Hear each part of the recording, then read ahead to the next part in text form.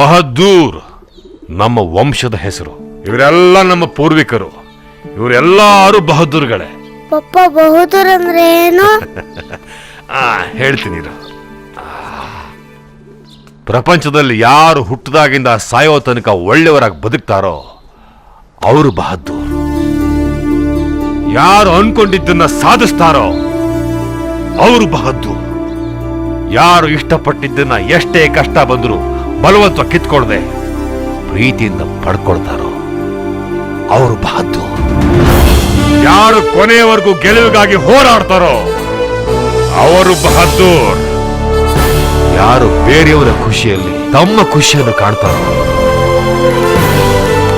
ಅವರು ಬಹದ್ದೂರ್. ಅರ್ಥ ಆಯ್ತಾ?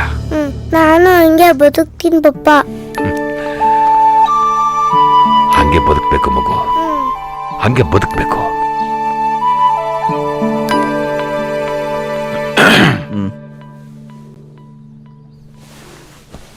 ಕೂತ್ಕೊಳ್ಳಿ ತಾತ. ಏನಿಲ್ಲ ತಾತ, ನಮ್ಮ ಹುಡುಗಿ ನಾನು ಲವ್ ಮಾಡಲ್ಲ ಅಂದ್ಬಿಟ್ಲು. ನಾನು ಅವತ್ತೇ ಹೇಳಿದೆ, ಒಂದು ಹುಡುಗಿ ಮನಸ್ಸು ಗೆಲ್ಲೋದು ಅಷ್ಟು ಸುಲಭವಾದ ಕೆಲಸ ಅಲ್ಲ ಅಂತ. ನನ್ನ ಮಾತನ್ನು ಕೇಳಲಿಲ್ಲ ನೀವು. ನಿಮ್ಮ ಅಜ್ಜ 7 ರಾಜ್ಯಗಳನ್ನು ದಾಟ್ಕೊಂಡು ಹೋಗಿ ನಿಮ್ಮ ಅಜ್ಜಿನ ಮದುವೆ ಆಗಿ ಬಂದ್ರಲ್ಲ, ಅದು ಸಾಮಾನ್ಯ ಮನುಷ್ಯನಾಗಿ ಅಲ್ಲ, ದೊಡ್ಡ ರಾಜನಾಗಿ. ಇವತ್ತಿನ ಸಂದರ್ಭದಲ್ಲಿ ಅಂತಸ್ತಿಲ್ಲದೆ ಹೋದರೆ ಒಂದು ಇರುವೆ ಕೂಡ ನಮ್ಮನ್ನು ಇಷ್ಟಪಡೋಲ್ಲ. ಆಗಿದ್ದಾಯ್ತು ಬಿಡಿ. ಈಗಲಾದರೂ ನನ್ನ ಬಿಳಿ ಕೂದಲಿಗೆ ಸ್ವಲ್ಪ ಮರ್ಯಾದೆ ಕೊಟ್ಟು ನನ್ನ ಮಾತನ್ನು ಕೇಳಿ. ನಿಮ್ಮ ಅಂತಸ್ತಿಗೆ ತೂಗುವಂಥ 4 ಸಂಬಂಧಗಳನ್ನು ಹುಡುಕಿಟ್ಟಿದ್ದೀನಿ. ನಾಳೆನೇ ಕರೆಸ್ತೀನಿ. ಅದರಲ್ಲಿ ಯಾರನ್ನಾದರೂ ನೋಡಿ ಮದುವೆ ಆಗಿಬಿಡಿ.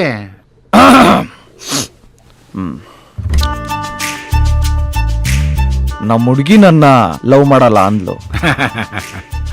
ಆದ್ರೆ ನಾನು ಲವ್ ಮಾಡ್ತಾ ಇದ್ದೀನಲ್ಲ. ಹಾಗಂದ್ರೆ ಆ ಪ್ರಾಜೆಕ್ಟ್ ಅಂತೂ ನಾನು ಎಷ್ಟೇ ಟ್ರೈ ಮಾಡಿದ್ರು ಕಂಪ್ಲೀಟ್ ಮಾಡಕ್ಕೆ ಓಕೆ. ಸ್ವಲ್ಪ ಈ ಕಡೆ ಬಾಮ್ಮ. ಬಾಮ್ಮ, ನೀವು 4 ಜನ ಆ ಕಡೆ ಹೋಗಿ ಓದ್ಕೊಳ್ಳಿ. ಟೈಮ್ ವೇಸ್ಟ್ ಮಾಡಿಬಿಡಿ. ಹೋಗಿ ಹೋಗಿ ಕೂತ್ಕೊಮ್ಮ, ಕೂತ್ಕೋ. ರಂಗ ನಿನ್ನ ಎಡಗೈ ಕೊಡಮ್ಮ. ಹೀಗಲ್ಲ, ಹೀಗೆ ತಗೋ. ಇದಲ್ಲಿ ಇಟ್ಕೋ. ಬಲಗೈ ಕೊಡು. ಹೀಗಲ್ಲ, ಹೀಗೆ. ಏನಿದು? ಪುರೋಹಿತರನ್ನ ಯಾಕೆ ಏನು ಅಂತ ಕೇಳಬಾರ್ದು. ನಾವು ಹೇಳೋವರೆಗೂ ಕಾಯ್ಬೇಕು. ನಾವು ಹೇಳೋ ಮಂತ್ರ ಕೇಳಿಸ್ಕೊಳಕ್ಕೆ ದೇವರೇ ಕಾಯ್ತಾ ಇರ್ತಾನೆ. ಈಗ ವಿಚಾರಕ್ಕೆ ಬರ್ತೀನಿ.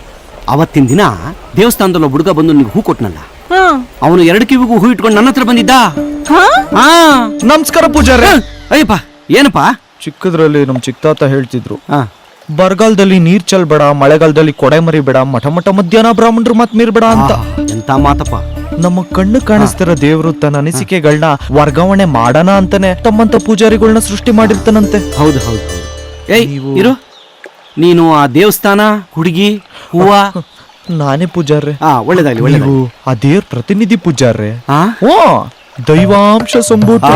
ನಾರಾಯಣ ರಂಗ ಪೂಜಾರಪ್ಪ, ನೀನ್ ತುಂಬಾ ಒಳ್ಳೆಯವನಪ್ಪ. ಈಗ ಮ್ಯಾಟ್ರಿಗೆ ಬರ್ತೀನಿ. ಮ್ಯಾಟ್ರಾ? ಅವತ್ತು ನಮ್ಮ ಹುಡುಗಿ ನಿಮ್ ಮುಂದೆನೆ ನನ್ ಪ್ರೀತಿನ ಒಪ್ಕೊಳ್ದೆ ಓಟೋದ್ಲು. ಹೌದು. ಮನ್ಸಿನ ಯಾವ್ದೋ ಮೂಲೆಯಲ್ಲಿ ನಾನ್ ತಪ್ಪು ಮಾಡ್ದೆ ಅನ್ನಿಸ್ತು ಪೂಜಾರ್ರೆ. ಅವಳು ನನ್ ಲವರ್ ಆಗಂತೂ ಒಪ್ಕೊಂಡ್ಲಿಲ್ಲ. ಅಟ್ಲೀಸ್ಟ್ ಫ್ರೆಂಡ್ ಆಗಾದ್ರೂ ಒಪ್ಕೊಂಡ್ರೆ ಲೈಫ್ ಲಾಂಗ್ ಬೆಸ್ಟ್ ಫ್ರೆಂಡ್ ಆಗಿರ್ತೀನಿ ಪೂಜಾರ್ರೆ. ನನ್ನಿಂದ ಏನಾಗಬೇಕು ಹೇಳು? ಏನಿಲ್ಲ, ನನ್ ಬದ್ಲು ನಮ್ ಹುಡುಗಿಗೆ ನೀವೇ ಈ ಫ್ರೆಂಡ್ಶಿಪ್ ಬ್ಯಾಂಡ್ ನ ಕಟ್ಬಿಟ್ರೆ. ನಾನಾ? ಪೂಜಾರ್ರೆ ಕರ್ಪೂರ ಇಲ್ಲ ಅಂದ್ರೂನು ಗಂಧದ ಕಡ್ಡಿಯಲ್ಲಾದ್ರೂ ಪೂಜೆ ಮಾಡ್ತಾರಲ್ವಾ ಪೂಜಾರ್ರೆ? ನಿನ್ನೆ ನಂಬಿದೀನಿ ಪೂಜಾರ್ರೆ. Okay, I will try. ಸರಿ ಪೂಜಾರ್ರೆ. ಅಯ್ಯೋ, ಏನ್ ವಿನಯ, ಏನ್ ಭಕ್ತಿ. ಪೂಜಾರ್ರೆ. ಏನಪ್ಪಾ? ನಿಮ್ಮಲ್ಲೇ ರಂಗನಾಥ್ ಸ್ವಾಮಿ ಕಾಣಿಸ್ತಾವನ್ನೇ ಪೂಜಾರ್ರೆ.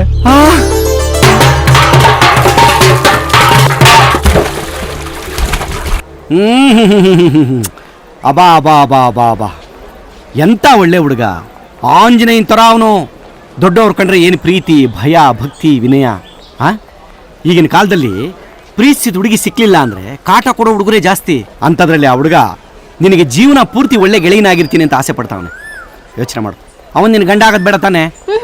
ಬಿಟ್ಬಿಡು, ಗೆಳೆಯನಾಗಿರ್ಲಿ. ನೋಡಮ್ಮ, ಜೀವನಕ್ಕೊಂದು ಒಳ್ಳೆ ಮಾತು ಹೇಳ್ತೀನಿ ಕೇಳು. ದೇವಸ್ಥಾನ ಅಂದಮೇಲೆ ಒಂದಾದ್ರೂ ಗಂಟೆ ಇರಲೇಬೇಕು. ಹುಡುಗಿ ಅಂದಮೇಲೆ ಅಟ್ಲೀಸ್ಟ್ ಒಬ್ಬನಾದ್ರೂ ಬಾಯ್ ಫ್ರೆಂಡ್ ಇರಲೇಬೇಕು. ಹುಡುಗ ತಪ್ಪು ಮಾಡ್ಬಿಟ್ಟಿದ್ದೀನಿ ಅಂತ ಕೊರಗ್ತಾ ಇದ್ದಾನಮ್ಮ.